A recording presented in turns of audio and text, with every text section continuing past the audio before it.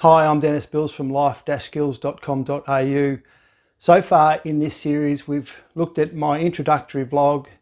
which was about the reasoning behind the transition program that I've proposed, the reasons behind me writing my original life skills book, which was called Don't Leave Home Without One, a Home Leaver Survival Guide, the reasons behind me doing an update on that book called Lessons in Life, a practical guide to transition, which is about the transition between secondary school and work, training and study for young people. I've spoken about some of my motivations. I've spoken about some of the things that I'm hoping to achieve and basically outlined what's coming up. In the second vlog, I spoke about the contents of the upcoming vlogs, how I'll be looking at money and budgeting and cars and accommodation and tenancy agreements and legal matters, applying for work, taxation, wages, you name it, we're going to talk about it. But just in case it sounds as if this is some sort of book promotion concept, I just want to make sure that I knock that on the head, that I'm not trying to make money out of providing this book for young people. In fact, if I could do it for free, I would be doing it for free. And if I can somehow manage that, then that's what I'll do. All I need to do is find some sort of online system for making the book available in digital and written form. So I'll see how I go with that and I'll keep you updated. But believe me, like I've already published a book, the original book, and I wrote it in the early 2000s. It was published around 2008,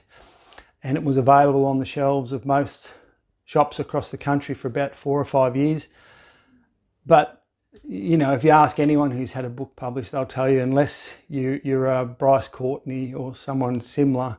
you're not going to make a lot of money out of it. And I didn't make much money out of it, but that, once again, that wasn't the reason that I did it. Today, though, I'd like to do something different, and just so that there's an understanding, a clear understanding of what I'm trying to achieve by writing this book and by making these vlogs, why I've taken the steps that I've taken to try and highlight this. I suppose it's an issue, but the problem that a lot of young people have in their transitions, that's the underlying motivation, that a lot of young people struggle to make that transition from secondary school to life thereafter. So just, I suppose, for authenticity, I'd like to do something different today. I'd like to read you the preface from my upcoming book, and it's it basically outlines and reinforces some of the information that I've already presented you, but it does it in a manner that will leave the listener in no doubt as to what I'm trying to do here. So if you please bear with me, I'll run through this preface now. I wrote the first edition of this book back in 2005, though by that time I'd already been concerned for some time that far too many of our young people were finishing school or leaving home without anywhere near enough information about the world they were about to transition into, nor the right mix of skills to successfully manage themselves during their transitions. By the time I started writing, I'd already left teaching after almost a decade and moved into business, where I eventually became the employer of more than a dozen young people under 21 years of age. It was there in business that I first realised that too many of my young employees seemed to be experiencing many of the same life skills and self-management difficulties that many of my ex-students had experienced after finishing school, almost as if they were all part of some never-ending cycle, which of course they are. It was while I was in between businesses a few years later that I finally got around to completing the original version of my book. During that period, I also took a job in the job services,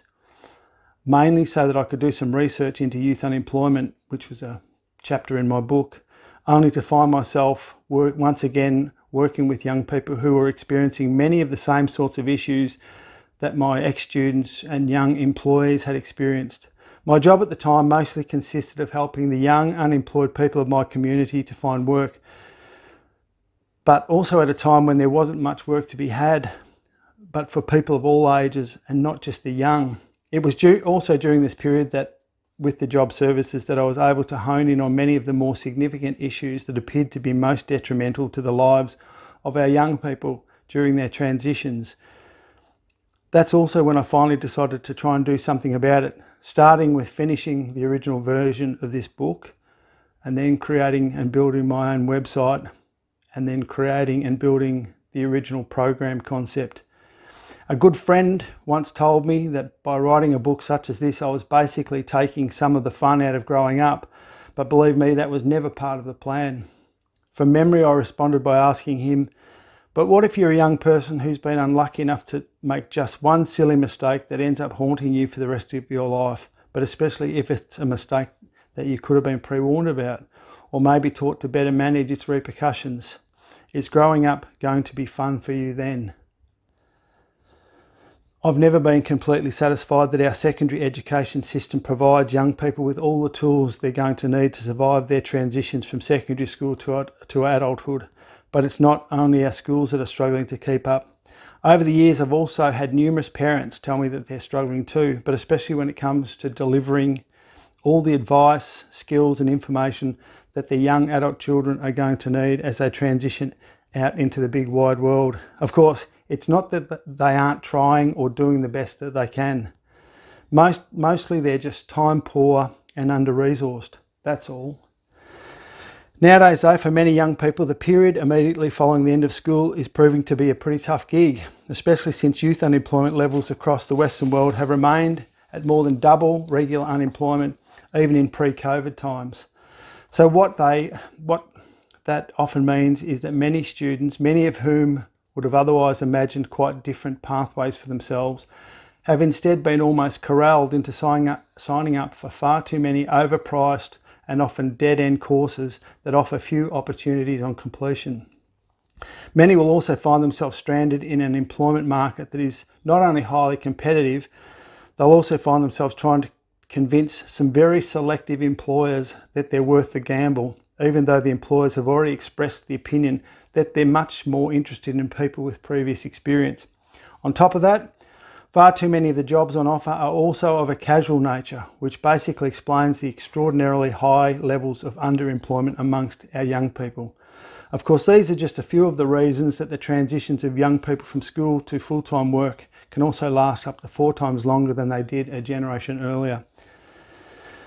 In recent years, there's also been a lot of banter about whether our schools should be focusing more heavily on the teaching of social and emotional competencies, mainly by seeking to inject such content into more of our mainstream subject areas, with the aim of better fortifying our young people by building up their resilience in advance, and by teaching them to be more adaptable and by encouraging them to show more initiative. So far though, I think the jury might still be out on whether this strategy is producing the anticipated results. In short, while I see the strategy itself as absolutely necessary and genuinely commendable, I think the ad hoc and non-universal nature of its application may be stunting its progress, because based on some of the more recent feedback from numerous employers and tertiary educators, we still have quite a way to go. But that's not to say that any efforts to improve the adaptability, initiative and resilience in our young is not a truly worthwhile objective, or that any continued efforts to progressively reinforce these vital ingredients, but particularly during a young person's school years, should be downplayed, undervalued or scaled back. If anything, it should be one of the key objectives of all future curriculum.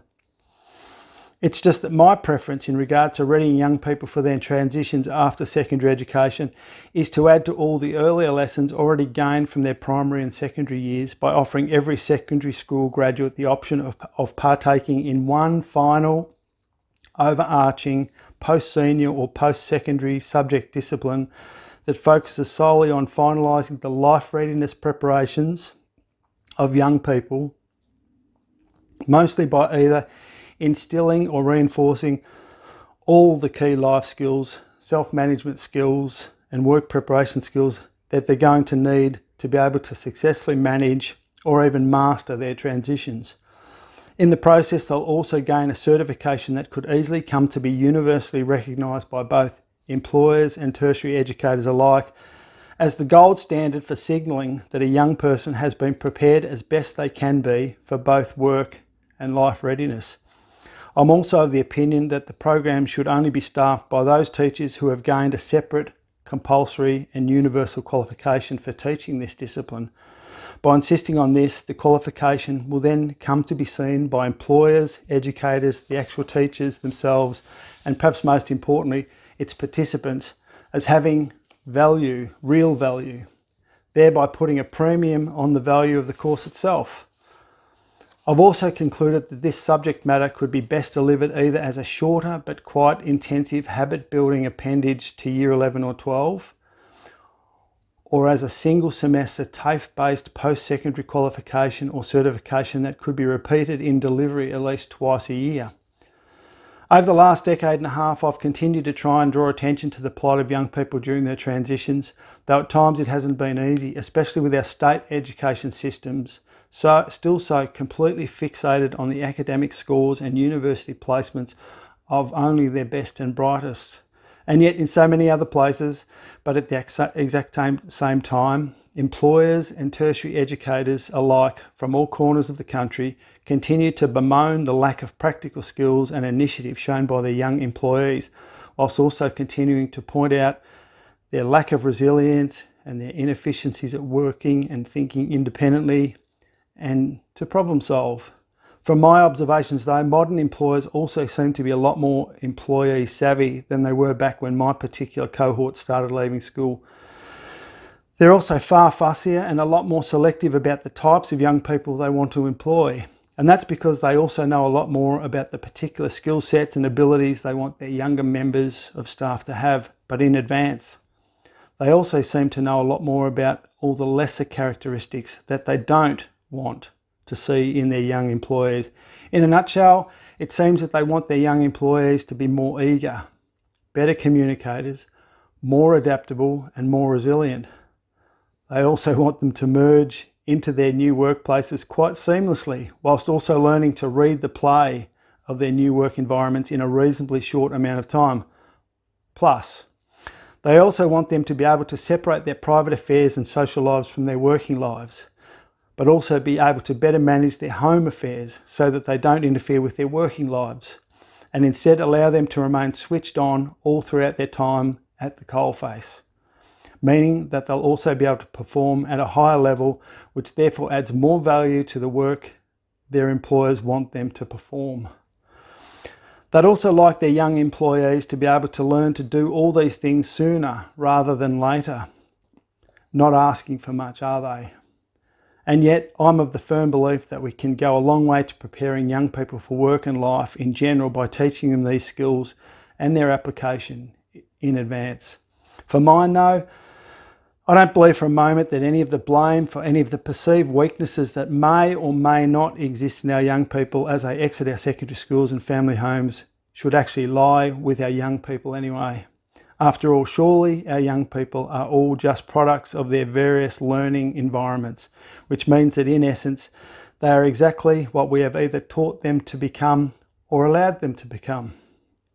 In my humble opinion, a large part of the responsibility for the end products that our schools are turning out should lie fairly and squarely on the shoulders of our outdated education systems, but not the teachers themselves, that have not only failed to keep pace